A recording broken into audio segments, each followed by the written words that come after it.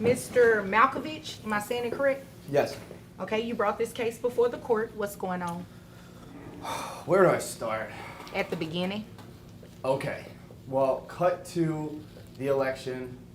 The Great White Hope gets elected. I thought our household would be happy about it. I find out I'm married to a libtard. And she starts going off the handle, and like eventually she's just partying and doing all this nonsense and gets on H, smack, like a loser, and goes off the rails, leaves me, we got 2 kids, 2 and 5-year-olds. Welcome to Judge Bench, where justice meets real-life stories with all their messiness and truth. If you haven't already, make sure to subscribe and join us as we take you inside the courtroom, where emotions run high and the stakes are always real. Today's case is as chaotic as it is emotional. It begins with a father, let's call him Mr. Malkovich, who steps into court, clearly on edge and ready to let the world know exactly what he's been through. The judge calls the court to order, and Malkovich wastes no time diving into what he claims is a story of betrayal, addiction, and abandonment. He paints a picture of a household divided after an election, where his wife, Martha, spiraled out of control. According to him, she went from a politically charged meltdown to full-blown heroin addiction, leaving him alone to raise their 2 young children, ages 2 and 5. He doesn't hold back. His account is riddled with insults, accusations, and a narrative dripping with resentment. And just leaves me to take care of these kids. So okay, I'm like, okay, fine. Okay, so now we're getting into the important part of your story.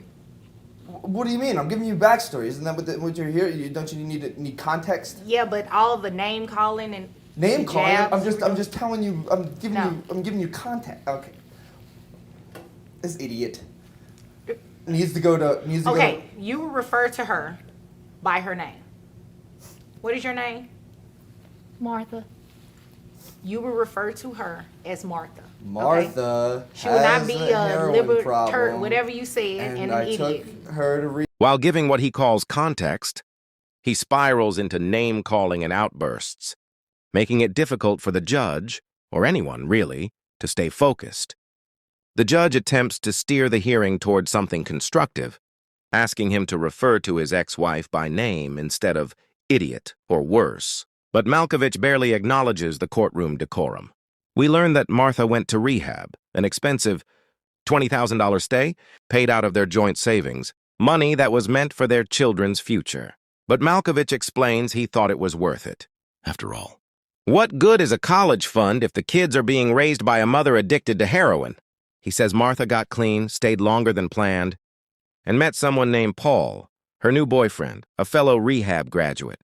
According to Malkovich, Paul's the globe-trotting, gym-going guy who Martha now keeps herself tight for. The bitterness in his voice is unmistakable. rehab, which cost $20,000. Okay. That was all of our savings, all of our money. It's supposed to be the kids' college fund, but I figure the kids aren't going to go to college if they have a mom on heroin. Pretty bad example.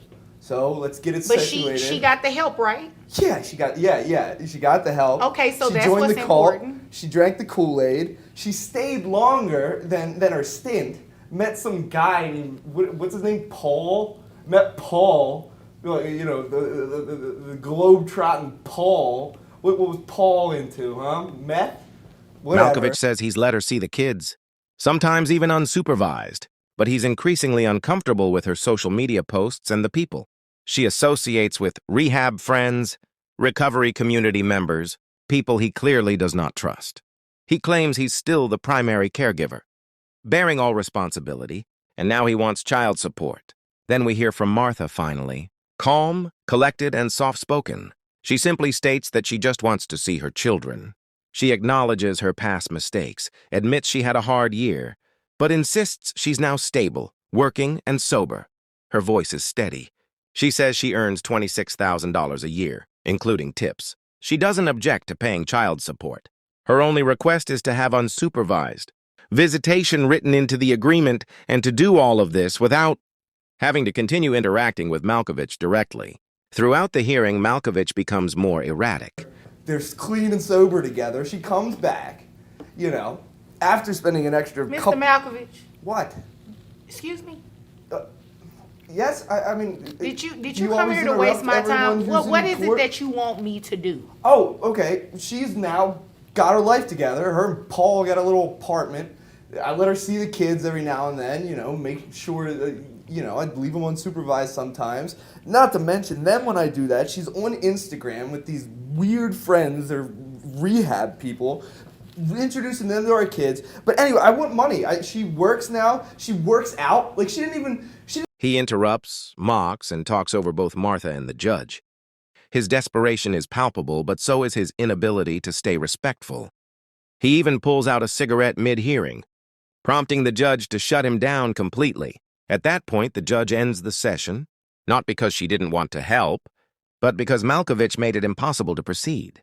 The case is reset. Martha is told to return with her financial documents. Malkovich is told, in no uncertain terms, to leave the courtroom. So what did we learn from this case? First, no matter how passionate you are, the courtroom is not the place for theatrics. Bringing emotion is natural, especially in custody and support. Hearings but disrespect, name-calling, and breaking rules like lighting up a cigarette during proceedings won't get you justice. They'll just get your case delayed or dismissed. Second, even when someone has a troubled past, like Martha, if they take steps to recover, get a job and live responsibly. The court will give them a chance. Didn't even work out when we were dating. Now she's gonna keep it tight for Paul. So you're mad about that? Yeah, who wouldn't be? I spent all my money in just to fund a heroin addiction, and now she comes back and she's all, Joe, you got her life together, and I'm like, well, okay, I'm a good guy about it. She can see the kids, you can take them to Brahms, all that kind of nonsense, but if she's gonna participate in their lives, I need a little bit of cash. Ma'am, I just Okay. want to see my babies. I was just getting ready to cut him off and move to you. Martha, you just want to see your children? Yes, please. Okay, and do the children live with him? Especially when it comes to parenting. Unsupervised visits aren't off the table for a recovering parent who's proven their commitment to sobriety and stability.